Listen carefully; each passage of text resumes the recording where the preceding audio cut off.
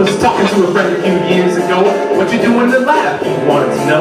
I told him that I worked on stem cells embryonic, and he looked at me like I was smoking the chronic. You support abortion? Is what he said. You want all those unborn babies dead?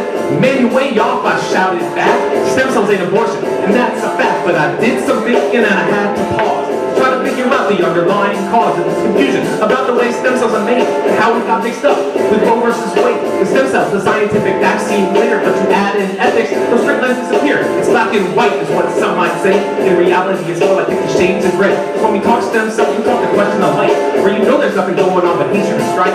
In times like these, when facts and feelings collide, the best that I can do is try to provide some info and context and serve to add knowledge and recognize the opinions that I got to acknowledge. So sit on back and I'll present the debate, and you all can decide if I set the record straight. Ignorance is my one concern, so you must learn. We're not done. We're not done.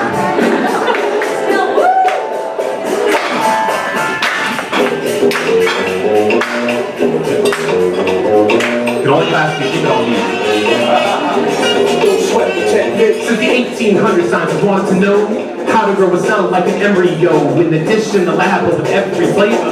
A cell that plays a role in an adult's behavior, like the gods from Zeus or the Jews from Shem. This is a source from which all other cells stem. Now the thinking here is not to grow a baby, but to know what's possible and see if maybe such a priceless jewel could be used to generate the tissues and organs that diseases can't be, or come up with new models that serve to address all the sinister ways in which diseases progress.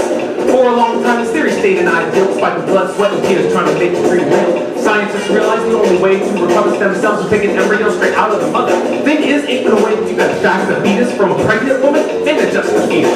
So science turned to a new technology, inflicts way less with religious theology. They realized the clinic doing IVF were turning out embryos like a pastry chef. See, when sperm and egg get combined in vitro, you get more embryos than flights out of Heathrow. Some may use, but the rest stay stored, condemned to a life of being frozen and bored. So instead of just chucking them into the trash or selling all the black market for some sketchy cash, scientists asked if they could use that stash as a source of stem cells. With no backlash, using leftover embryos that have contained, they came up with a method to leave everyone safe. But almost right away, new problems arose that have kept stem cell researchers on their toes, turned into a debate on the beginning of life, and left others to shoot out with a butter knife. But hold up, we gotta pause pro-temporal since I really only giving you half the story. It's time to take a philosophical turn because you must learn. You guys learning something? Excellent.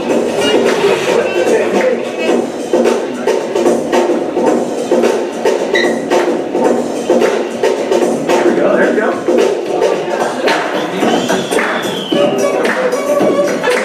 It's gonna be a dance party soon. You don't know that.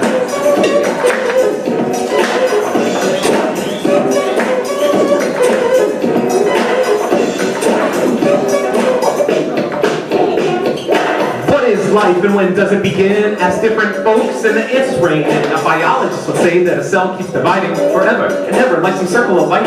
But pose the same question to a guy like Freud, and he'll tell you it's the soul that fills the void. Tell me, what's NASA looking for up there on Mars? Or when they send those rockets out beyond the stars? Or how about all those signals being sent by SETI? Are they looking for ET or maybe just the Yeti? We can't even agree how life began on this planet, a primordial soup, or did maybe God planned it? Speaking of God, the Catholic Church will state life begins at conception. Oh yeah, don't masturbate. The Catholic Church is down to the left, says they're working on themselves, ain't no better. Crazy scientists are all just looking to kill and do evil work that is against God's will. So you can see it's hard when we try to find all the many different ways in which life can be defined. There ain't no clear answer or ultimate proof, yet politicians think that they can define the truth. I'm sure y'all remember the clone sheep Dolly had the whole world saying, oh my God, will a bunch of haters saw her birth as a poly and came up with laws to continue to appall me. In 96, Congress passed State Wicker, a budget amendment that made the rectum even bigger, made a research in which a human embryo is destroyed. All this law did was keep lawyers employed. So when human stem cells were made for the first time, nobody knew if this was a crime.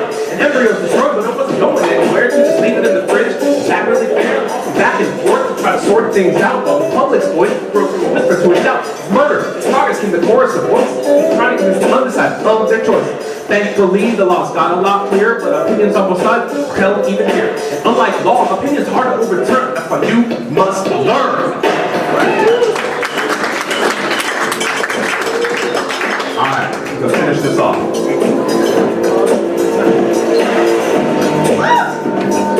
Yeah.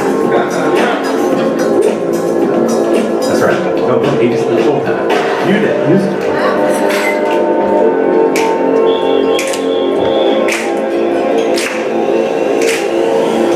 With so many strong opinions, you can see it's hard to defend the use of stem cells and escape unscarred. I swear I'm not trying to be pro-life or pro-choice, but just to give my good friend science a voice. Should we use stem cells to help out those who are alive or protect the birth that may never arrive? If sacred life begins at minute number 1, should we ban all stem cell research bar none? If this research is allowed, then do we regulate its permission hardcore like Warren G and Homie? Can we come to an agreement and find common ground? Are there alternative approaches that can be found? All these questions remain with others yet to be raised, but providing some answers so your eyes are faced. What comes next in this tale? I can't really say, just know that I myself have come a long way. So that's the story of how I overcame my surprise about stem cells and abortion and came to realize that at the end of the day, these issues do deserve it because if you aren't concerned and you aren't thinking. So when you look at stem cells, what do you see? A potential cure? A potential thing? I've said my piece and now it's your turn to share what you must learn.